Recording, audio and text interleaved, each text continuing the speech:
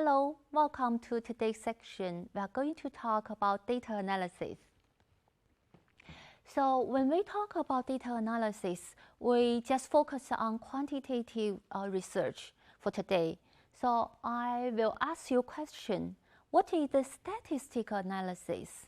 So statistical analysis enables researchers to organize, interpret, and communicate numeric information, and to determine whether or not an effect can be considered to statistically significant, or determine whether or not the intervention should be used to inform practice. So that's the purpose of the statistical analysis. And usually we divided statistical analysis into two major categories. The first one is the descriptive statistics, and the second one is the inferential statistics. So before the class, I have said you may need to learn some course on statistics. And then when you come back to this course, you will use that knowledge. So in this section, I will not talk detailed information about each type of statistical analysis, but I just give you some principles in nursing research. So when I talk these two categories, for the descriptive statistics, that means it's summary statistics that allow the researcher to organize the data in ways that give meaning and facilitate insight and measures of central tendency and dispersion.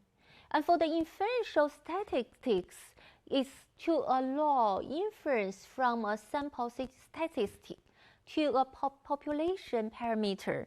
Remember, when we do research, usually we will collect a sample. So now we are going to test if the sample situation represents the population's parameters. And the second purpose of the inferential statistic is to commonly used to test the hypothesis. Remember I talked about the hypothesis before, and to test the hypothesis of similarities and difference in subsize of the sample under study. So I will give you a table. This table I borrowed from Dr. Lampton in 2016. And the name of the book is The Research Method in Health. It's published in Australia. And so for the descriptive statistics, there are several, statistical measures. You will see mean, median, mode, variance, standard deviation, and confidence interval. All these things can be considered as descriptive statistics and also percentage. And so this is the paper we published on the Journal of Nursing Research. And you will see in the part of results, we describe the sample.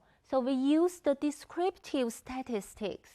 We describe the sample N equal to 96 of family caregivers were predominantly women.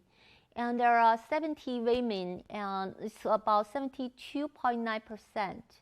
And this characteristics is similar to other related studies done in China. And also the number of months is how long. We also give some numbers to describe. So you see the table, you will have very clear expression, very clear information about the demographic characteristics. So in this table, we gave the age from the range of the age, and the mean of age, and standard deviation. And for other demographic factors, such as gender, marital status, education level, length of providing care, something like that, and relationship to the care, you will see we gave some numbers and also percentage, frequencies and percentage. So this is the descriptive statistics. And also we use some instruments in the study. So we also, describe the score from all these instruments, from the ADL instrument, from the caregiving appraisal coping instrument. So we gave the range and the mean and standard deviation. So you will have an idea about when you get the data. First, you need to describe the data.